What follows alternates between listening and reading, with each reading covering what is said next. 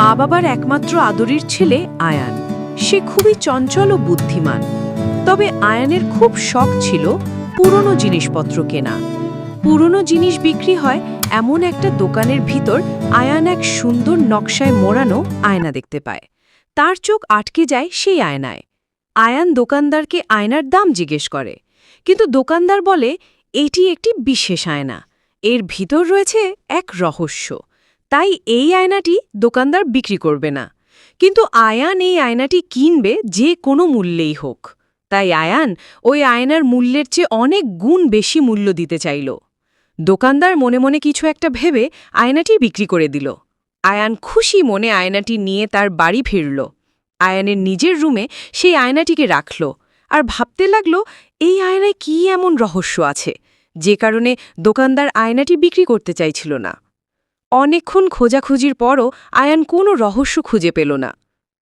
প্রতিদিন আয়ান রহস্য খুঁজে বেড়ায় আয়নার ভেতরে, কিন্তু রহস্যের দেখা আর মিলে না।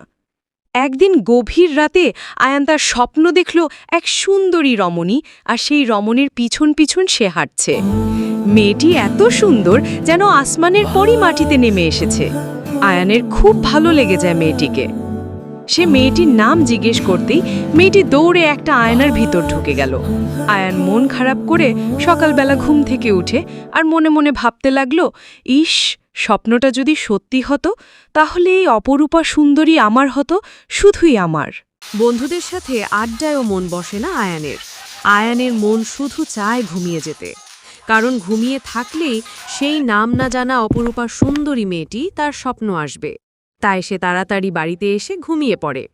ঘুমানোর কিছুক্ষণ পরেই আয়ান আবারও স্বপ্ন দেখে সেই নাম না জানা অপরূপা সুন্দরী মেয়েটি তার দিকে তাকিয়ে হাসছে। আয়ান মেয়েটির কাছে যায়, গিয়ে মেয়েটির পাশে বসে। এবার মেয়েটি দৌড়ে পালাচ্ছে না। এটি দেখে আয়ান মনে মনে অনেক খুশি হলো। আয়ান মেয়েটির নাম জিজ্ঞেস করতে যাবে, এমন সময়ে মেয়েটি আয়ানকে বাধা দেয় আর বলে, দয়া করে আমার নাম জিজ্ঞেস করবেন না। যদি আমার নাম জিজ্ঞেস করেন তাহলে আমি আপনার স্বপ্ন থেকে হারিয়ে যাব। যদি আমার সাথে কথা বলতে চান তাহলে ভুলেও আমার নাম জিজ্ঞেস করবেন না। আয়ান আর কোনো কিছু বলে না। সে এমন সুন্দরী মেয়ের পাশে বসে আছে, এটাই তো অনেক বেশি। আয়ান আর মেয়েটি একসাথে সবুজ গাছপালার সুন্দর ফুলে ভরা বাগানের দিকে হাঁটছে। এমন সময় মায়ের ডাকে আয়ানের ঘুম ভেঙে যায়। এরপর আয়ান তার মায়ের কথা মতো বাজারে গিয়ে কিছু জিনিসপত্র কিনে আনে। এখন থেকে আয়ান প্রতিদিন 2-3 বার করে ঘুমায়। আজকে আয়ান মেয়েটিকে তার মনে জমিয়ে রাখা ভালোবাসার কথাগুলো বলে দিবে। এই কথা চিন্তা করে করে আয়ান ঘুমিয়ে পড়ে, আর মেয়েটিও তার স্বপ্নে এসে হাজির। তারা দুইজন এক সুন্দর পার্কে বসে আছে। আয়ান মনের মাঝে সাহস সঞ্চয় করে মেয়েটিকে তার ভালোবাসার কথা বলে। আয়ানের মনের কথা শুনে মেয়েটি বলল, আমি তোমার ভালোবাসা গ্রহণ করতে পারবো না, কারণ এই ভালোবাসায় বাস্তবতা নেই। এটা আয়নার মায়াজালে ঘেরা একটা স্বপ্ন, আর আমি বন্দী হয়ে আছি এই আয়নার ভিতর। আমার মুক্তি এত সহজে মিলবে না। এরপর আয়ান বলল, তাহলে কিভাবে তোমার মুক্তি মিলবে বলো? যেভাবেই হোক আমি তোমাকে মুক্ত করব। বলো আমাকে কি করতে হবে? এরপর মেয়েটি বলল, তুমি যদি সত্যি আমাকে পেতে চাও তাহলে তোমার আত্মাকে এই আয়নার ভেতর প্রবেশ করাতে হবে, আর তার জন্য তোমাকে 2 দিন একটানা ঘুমিয়ে থাকতে হবে। কোনোভাবেই ঘুম থেকে জেগে উঠতে পারবে না। যদি ঘুম থেকে জেগে উঠো তাহলে সারা জীবনের মতো এই আয়নার ভিতর বন্দী থাকবে, কোনো দিন আর বের হতে পারবে না। এই বলে মেয়েটি চুপ হয়ে গেল।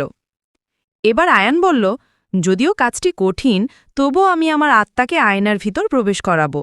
কিন্তু এরপর আমাকে কি করতে হবে? কিভাবে তোমাকে মুক্ত করব, আর কিভাবে এখান থেকে বের হতে পারব? তখন মেয়েটি বলল, তুমি আয়নার ভেতর প্রবেশ করার পর নতুন এক দুনিয়ায় প্রবেশ করবে। সেই দুনিয়ার সবকিছু উল্টো নিয়মে চলে। এখানে তোমাকে সাহায্য করার অনেক মানুষ ও অদ্ভুত প্রাণীর দেখা পাবে। কেউ তোমাকে সত্য বলবে, কেউ তোমাকে মিথ্যা বলবে, কিন্তু তোমাকে বুঝে শুনে সত্যকেই বাছাই করে সামনে এগিয়ে যেতে হবে। এরপর তুমি দেখতে পারবে একটি গাছের মধ্যে ঝুলন্ত অনেকগুলো কাচের বোতল, আর সেই বোতলের মধ্যেই আমার আত্মা বন্দী হয়ে আছে।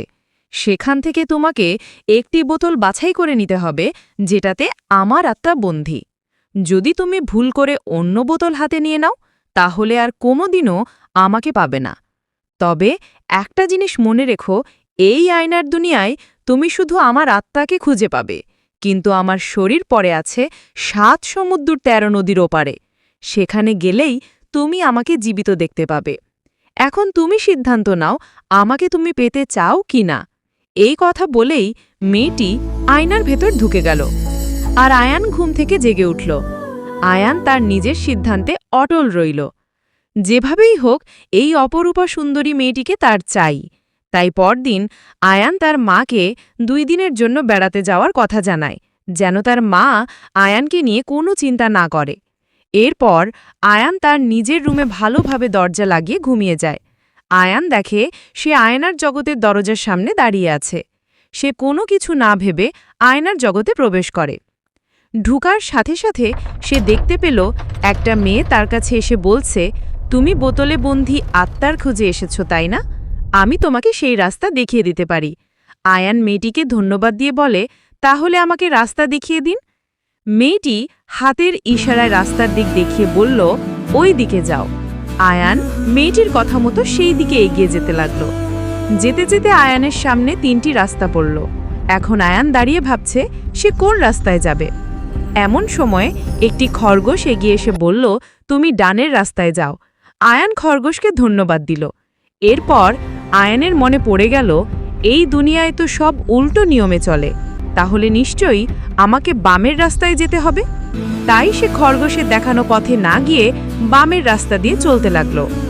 কিছু দূর এগিয়ে যেতে আয়ান দেখল ছোট ছোট বাচ্চারা বড়দের মতো আচরণ করছে, আর বড়রা ছোট বাচ্চাদের মতো আচরণ করছে, আর তারা অদ্ভুত এক অজানা ভাষায় কথা বলছে।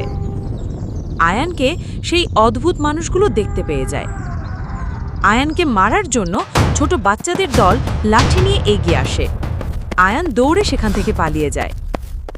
দৌড়াতে দৌড়াতে আয়ান পৌঁছালো এক গভীর জঙ্গলে। সেখানে আয়ান দেখতে পেল একটি গাছের মধ্যে অনেকগুলো বোতল ঝুলে আছে। আয়ান মনে মনে খুশি হল, যাক, এত সময় পর বোতলগুলো দেখা পেয়েছি। এবার শুধু সঠিক বোতলটি আমাকে বাছাই করতে হবে। তাই আয়ান খুব ভালো করে মন দিয়ে বোতলগুলো দেখছিল। সে দেখতে পায় সবগুলো বোতল যেমন তেমন করে ঝুলে থাকলেও একটি বোতল খুব যত্ন সহকারে ঝুলিয়ে রাখা হয়েছে। আয়ান নিশ্চিত হল এটি সেই বোতল। আয়ান বোতলটি হাতে নিতেই অপরূপা সেই মেয়েটি মুখে হাসি নিয়ে আয়ানের সামনে হাজির হল, আর বলতে থাকল, ধন্যবাদ, ধন্যবাদ, অসংখ্য ধন্যবাদ। আমি এখন মুক্ত হয়েছি। তুমি এখন তাড়াতাড়ি ফিরে যাও তোমার মা বাবার কাছে, না হলে ভয়ঙ্কর বিপদ হবে। আমাদের আবার দেখা হবে বাস্তব জীবনে। তবে বাস্তব জীবনে আমি তোমাকে নাও চিনতে পারি, তাই তোমাকে এই রুমালটি দিলাম। এটা তুমি আমাকে দেখালে হয়তো আমি তোমাকে চিনতে পারব। এই বলে মেয়েটি অদৃশ্য হয়ে গেল। আর অন্যদিকে আয়ানের মা আয়ানের রুমে ঢুকে ছেলেকে বিছানায় ঘুমিয়ে থাকতে দেখে অনেক ডাকাডাকি করেও যখন দেখলেন ছেলে কোনো কথা বলছে না, কোনো নাড়াচাড়াও করছে না, তাই আয়ানের মা মনে করেছেন আয়ান বুঝি আর এই দুনিয়াতে নেই। তিনি কান্নাকাটি করছেন ছেলের পাশে বসে। আয়ানের বাবার চোখে জল, ছেলেকে কবর দেওয়ার জন্য প্রস্তুতি নিচ্ছেন তিনি। আয়ান যেন কিছুতেই আয়নার ভিতর থেকে বের হতে পারছে না। কারণ আয়ান এই আয়নার জগতে খুব সহজে আসতে পারলেও এখন সে বের হওয়ার কোনো রাস্তা খুঁজে পাচ্ছে না। আয়ান মন খারাপ করে গাছের নিচে বসে কান্না করতে থাকে আর ভাবতে থাকে, কিভাবে আমি এখান থেকে বের হব। এরপর আয়ান ভাবল, আমি এখানে এসেছিলাম তখন ছিল রাত 12টা, তাহলে আমাকে এখান থেকে বের হতে হবে দুপুর 12টায়, কারণ এখানে সবকিছু উল্টো হয়। আয়ান দুপুর 12টা হওয়ার অপেক্ষায় আছে, আর অন্যদিকে আয়ানকে কবর দেওয়ার জন্য প্রস্তুতি নেওয়া হচ্ছে। আর আয়ান অনুভব করে আয়ানের শরীরটা যেন দুর্বল হয়ে আসছে। এমন সময় আয়ানের কি যেন হলো, সে সেখানেই গাছের নিচে ঘুমিয়ে পড়ে। এবার আয়ানের আত্মা তার নিজের শরীরে ঢুকে গেল, আর আয়ান জেগে উঠতেই সবাই ভয় পেয়ে দৌড়ে পালাচ্ছে। আয়ানের মা ভয় পেল, ছেলেকে জীবিত দেখে খুশি হয়েছেন। এরপর আয়ান তার মাকে সবকিছু খুলে বলে। তার মা বিষয়টি বুঝতে পেরে স্বাভাবিক হন। বেশ কিছুদিন পর আয়ান ৭ সমুদ্র ১৩ নদীর ওপারে যাওয়ার জন্য তার মায়ের কাছে অনুমতি চায়। আয়ানের মা তখন বলল, বাবা, তুমি ওই মেয়েটিকে ভুলে যাও, তাকে তুমি কখনোই পাবে না। আয়ান অবাক হয়ে বলল, কেন মা, আমি সেখানে গেলেই তো তাকে পাব। কিন্তু বাবা আয়ান, সে যে অনেক দূরের পথ, এই পথ শেষ করতে তোমার লাগবে ১০০ বছর। ততদিন কি তুমি বা ওই মেয়েটি কেউ কি বেঁচে থাকবে? মায়ের কথা শুনে এবার আয়ানের মন খারাপ হয়ে গেল। সে কিভাবে এত দূরের রাস্তা পাড়ি দিবে? এই চিন্তা করতে করতে আরও বেশ কিছুদিন চলে গেল। এক বিকেলবেলা আয়ান তার পুরনো আয়নাটিকে দেখছিল আর মনে মনে ৭ সমুদ্র ১৩ নদী রাস্তা পেরিয়ে সেই নাম না জানা অপরূপা মেয়েটির কাছে যাবে, এটি ভাবছিল। এমন সময় আয়নার মধ্যে একটা রহস্যময় দৃশ্য ভেসে উঠল। ছবিতে আয়ান দেখল আয়নার মধ্যে রাস্তা আর রাস্তার পাশে পঙ্কিরাজ ঘোড়া ঘাস খাচ্ছে। আয়ান কোনো কিছু না ভেবেই সেই ঘোড়ার দিকে হাত বাড়াতেই সে অনুভব করল সে যেন আয়নার ভিতর ঢুকে গেছে। এবার আয়ন চিন্তা করল, যদি এই ঘোড়াটিকে বশে আনা যায় তাহলে হয়তো আমি ৭ সমুদ্র ১৩ নদীর ওপারে যেতে পারব। তাই সে ঘোড়াটির কাছে যায়, ঘোড়াটিকে আদর করে, নিজ হাতে ঘাস খাওয়ায়। এরপর ঘোড়াটিকে আয়ান তার জীবনে ঘটে যাওয়া সমস্ত কথা বলতে থাকে। ঘোড়াটি তার ডানা ঝাপটা দিয়ে আয়ানকে বোঝালো সে আয়নকে নিয়ে ৭ সমুদ্র ১৩ নদীর ওপারে যেতে রাজি আছে। আয়ান ঘোড়াটির পিঠে চড়ে বসে। পঙ্কিরাজ ঘোড়া আয়ানকে নিয়ে খুব দ্রুত বেগে ১০০ বছরের পথ একদিনেই পাড়ি দিল। অবশেষে আয়ান পৌঁছালো তার গন্তব্যস্থলে। পঙ্কিরাজ ঘোড়া আয়ানকে একটা রাজমহলের সামনে এসে নামিয়ে দিল। আয়ান সেই রাজমহল ঢুকতে গেলে প্রহরীরা আয়ানকে বাধা দেয়, তার পরিচয় জানতে চায়, সে এখানে কেন এসেছে। তখন আয়ান জানায়, এই রুমালের মালিকের খুঁজে আমি এখানে এসেছি। প্রহরীরা রুমালটি দেখে চিনতে পারে এটি যে তাদের রাজকুমারীর রুমাল, তাই তারা আয়ানকে ভিতরে যাওয়ার অনুমতি দেয়। আয়ান ভিতরে ঢুকতেই সেই অপরূপার নাম না জানা মেয়েটিকে দেখতে পেল। সেই মেয়েটি ছিল এই রাজ্যের রাজকুমারী। রাজকুমারী সিংহাসনে বসে আছে। আয়নকে দেখে রাজকুমারী বলল, আপনি কে, এখানে কেন এসেছেন? আয়ান রাজকুমারীর এমন প্রশ্ন শুনে বুঝতে পারল যে রাজকুমারী তাকে চিনতে পারেনি। তাই আয়ান বলল, আমি আয়নাতে বন্দী থাকা একটি মেয়েকে আয়নার ভিতর থেকে মুক্ত করেছিলাম। এখন সেই মেয়েটিরই খোঁজ করতে এখানে এসেছি। এই যে দেখুন তার শেষ চিহ্ন, এই সাদা রুমাল। রাজকুমারী সেই রুমালটি হাতে নিতে তার অতীতের সব কথা মনে পড়ে যায়। এবার সে চিনতে পারে আয়ানকে। আয়নার বন্দী জীবন থেকে মুক্তি দেওয়ার জন্য সে আয়ানকে ধন্যবাদ দেয় আর বলে, আমি আয়ানা। যদিও তোমার সাথে বাস্তব জীবনে আমার ভালোবাসা ভালো লাগার কোনো মুহূর্ত নেই, তবে আমার আত্মা কেন জানি তোমাকে ভালোবাসার জন্য ব্যাকুল হয়ে আছে। আমাকে বিয়ে করতে তোমার হয়তো কোনো আপত্তি নেই। আয়ান খুশি হয়ে বলল, তোমার জন্যই তো আমি ১০০ বছরের পথ পাড়ি দিয়ে এসেছি। এরপর ধুমধাম করে আয়ান ও আয়ানার বিয়ে হয়ে যায়। কিছুদিন রাজমহলে আয়ান আয়ানার সাথে থাকল। এরপর পঙ্খিরাজ ঘোড়ায় চড়ে আয়ানাকে নিয়ে চলে গেল তার নিজের রাজ্যে।